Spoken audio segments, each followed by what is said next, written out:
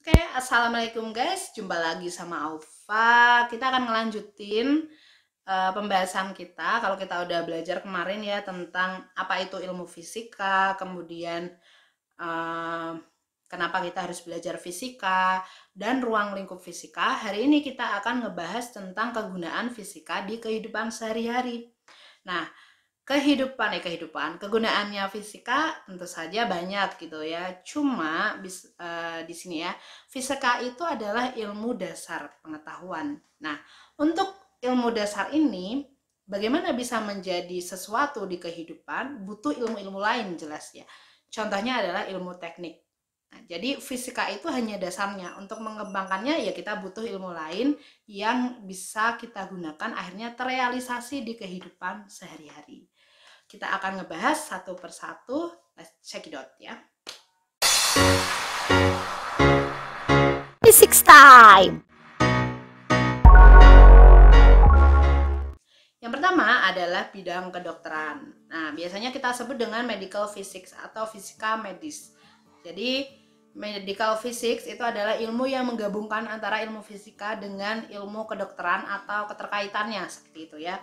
Nah, di mana letak ilmu fisikanya? Ilmu fisika ini digunakan untuk mengetahui cara mengatasi penyakitnya yang ada di dalam tubuh serta dapat diterapkan dalam mendiagnosa penyakit tadi.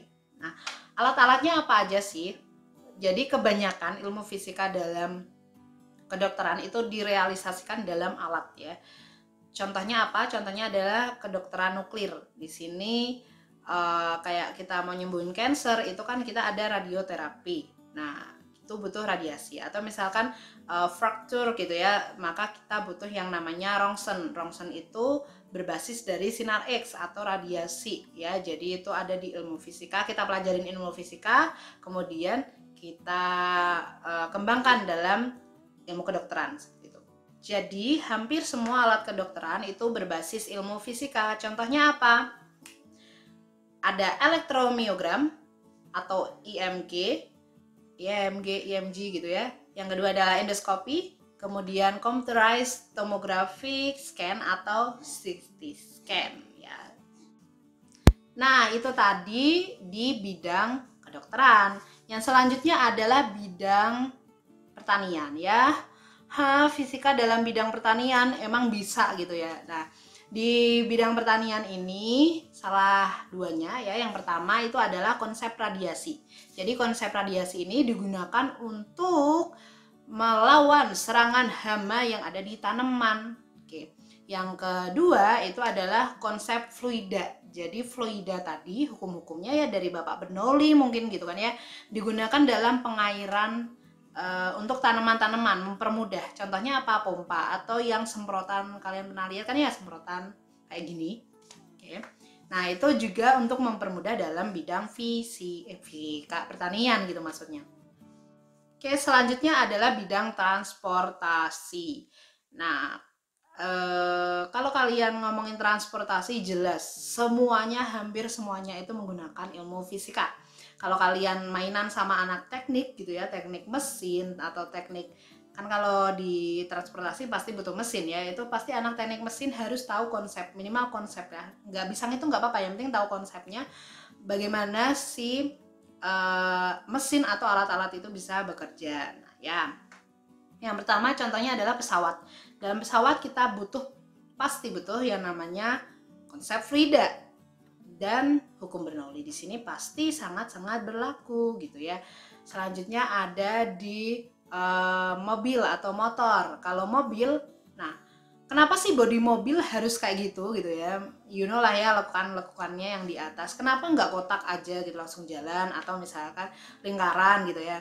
Nah, jadi desain mobil kayak gini itu ada yang namanya ilmu aerodinamika. Jadi untuk melawan atau mempermudah jalannya si mobil tadi dengan gesekan-gesekan kayak udara kayak gitulah, kita pelajarin itu ada di fluida juga sebenarnya ya. Yang selanjutnya adalah konsep elektromagnetik. What?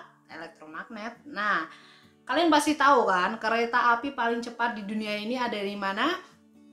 Yap, benar ya, ada di Cina ya. Oke.